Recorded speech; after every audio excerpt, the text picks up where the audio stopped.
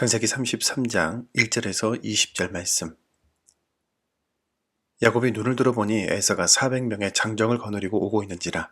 그의 자식들을 나누어 레아와 라헬과 두 여종에게 맡기고 여종들과 그들의 자식들은 앞에 두고 레아와 그의 자식들은 다음에 두고 라헬과 요셉은 뒤에 두고 자기는 그들 앞에서 나아가되 몸을 7번 땅에 굽히며 그의 형 에서에게 가까이 가니 에서가 달려와서 그를 맞이하여 안고 목을 어긋 맞추어 그와 입 맞추고 서로 우니라. 에서가 눈을 들어 여인들과 자식들을 보고 묻되 너와 함께한 이들은 누구냐? 야곱이 이르되 하나님이 주의 종에게 은혜로 주신 자식들이니이다. 그때 여종들이 그의 자식들과 더불어 나와 절하고 레아도 그의 자식들과 더불어 나와 절하고 그 후에 요셉이 라헬과 더불어 나와 절하니 에서가 또 이르되 내가 만난 바 이 모든 때는 무슨 까닭이냐? 야곱이 이르되 내 주께 은혜를 입으려 함이니이다. 에서가 이르되 내 동생아 내게 있는 것이 족하니 내 소유는 내게 두라. 야곱이 이르되 그렇지 아니하니이다. 내가 형님의 눈 앞에서 은혜를 입었사오면 청하건대 내 손에서 이 예물을 받으소서. 내가 형님의 얼굴을 배운즉 하나님의 얼굴을 본 것 같사오며 형님도 나를 기뻐하심이니이다.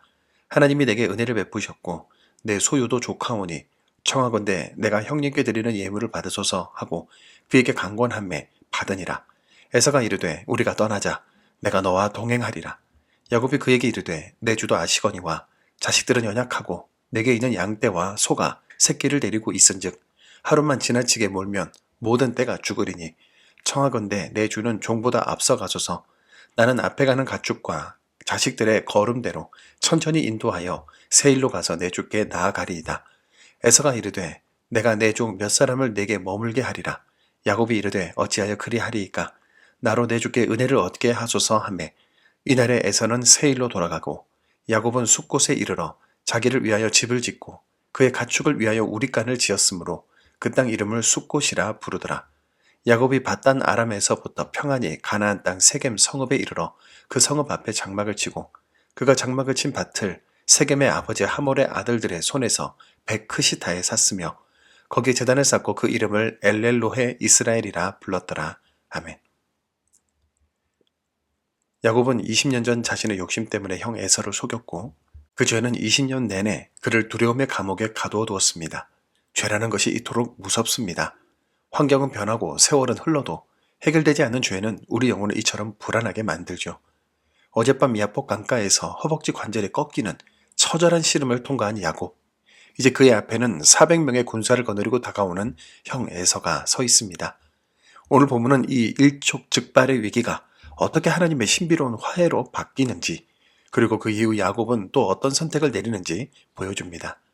야곱은 가족들을 앞세우고 자신은 뒤에 서려던 이전의 모습과는 달리 이제는 절뚝이는 다리로 맨 앞에 서서 형에게 나아갑니다. 7번 땅에 굽히며 나가는 그의 모습은 왕에게 바치는 최고의 경배와 같았는데요. 지은 죄가 있기에 처벌을 바라는 낮은 자세였죠. 그런데 죽이러 오는 줄 알았던 에서가 달려나와 야곱을 끌어안고 목을 어금 맞춘 후 눈물을 흘립니다. 20년의 원한이 단 한 번의 포옹과 눈물로 씻겨 내려가는 것이죠. 성경은 명시하지 않지만 우리는 압니다. 하나님께서 야곱의 간절한 부르짖음을 들으시고 에서의 마음을 만져주셨다는 것을 말입니다. 용서는 받는 사람보다 용서하는 사람에게 더 큰 은혜가 되지요. 에서 역시 야곱을 용서함으로써 비로소 그 무거운 미움의 짐을 벗어 던질 수 있었습니다. 야곱은 에서에게 예물을 간곡히 번호하며 이렇게 말합니다. 내가 형님의 얼굴을 배운즉 하나님의 얼굴을 본 것 같사오며. 야복 강가에서 브니엘 즉 하나님의 얼굴을 대면했던 야곱은 이제 자신을 용서하고 환대하는 형의 얼굴에서 다시 한번 하나님의 자비로운 얼굴을 발견합니다. 야곱에게 있어 에서의 용서는 하나님이 자신을 용서해 주셨다는 가장 확실한 증거였죠. 우리 삶에서도 누군가를 용서하고 화해하는 그 자리가 바로 하나님의 임재가 나타나는 브니엘의 현장임을 기억하기 원합니다. 그런데 이야기는 여기서 끝나지 않습니다. 화해 이후 에서가 야곱에게 함께 가자고 제안했지만 야곱은 아이들과 짐승이 약하다는 핑계를 대며 거절하는데요.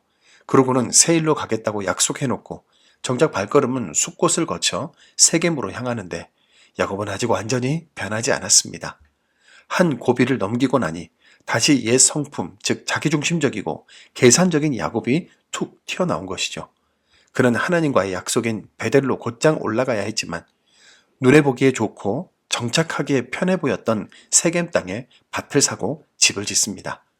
은혜의 감격이 채 가시기도 전에 현실의 안락함에 주저앉으려 하는 모습, 이것이 바로 우리의 자화상 아닙니까? 큰 위기 앞에서는 간절히 매달리다가도 문제가 해결되면 너무나 쉽게 사명을 잊어버리고 다시 세상의 유익을 쫓는 우리의 연약함을 정직하게 돌아보아야 합니다. 야곱은 세겜에 단을 쌓고 그곳 이름을 엘헬로헤 이스라엘, 이스라엘의 하나님은 전능하시다라고 지었습니다. 이름은 참 거룩합니다만 야곱의 삶은 아직 그 이름에 미치지 못하고 있죠. 결국 이 세겜에서의 안일함은 훗날 딸 디나가 강간을 당하는 비극의 씨앗이 되는데요. 하나님은 야곱을 억지로라도 베델로 올리시기 위해 또 다른 사건을 예비하셔야만 했습니다. 야곱을 보며 우리 고백이 삶의 윤리가 되고 우리의 예배가 일상의 순종이 되어야 한다는 것을 깨닫습니다. 하나님은 전능하시다라고 고백한다면 그 전능하신 분의 명령을 따라 우리 인생의 최종 목적지인 베델을 향해 끝까지 걸어가야 하는 것이죠. 하나님은 야곱의 이기심과 변덕 속에서도 묵묵히 당신의 섭리를 이루어 가셨고 야곱이 험난한 세월을 자초했을지라도 하나님은 끝내 그를 이스라엘로 빚어내셨습니다. 이번 한 주간 우리 안에 남아있는 세겜의 유혹을 경계합시다.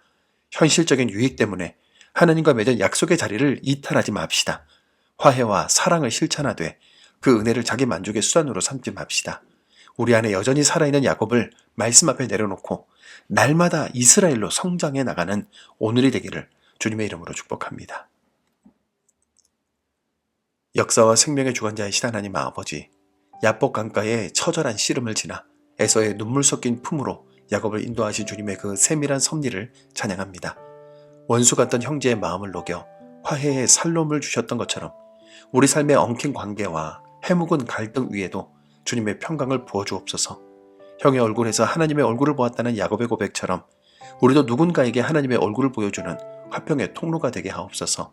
주님, 우리는 은혜를 입고도 너무나 쉽게 약속을 잊고 세겜의 안락함에 정착하려 하는 이기적인 존재들입니다.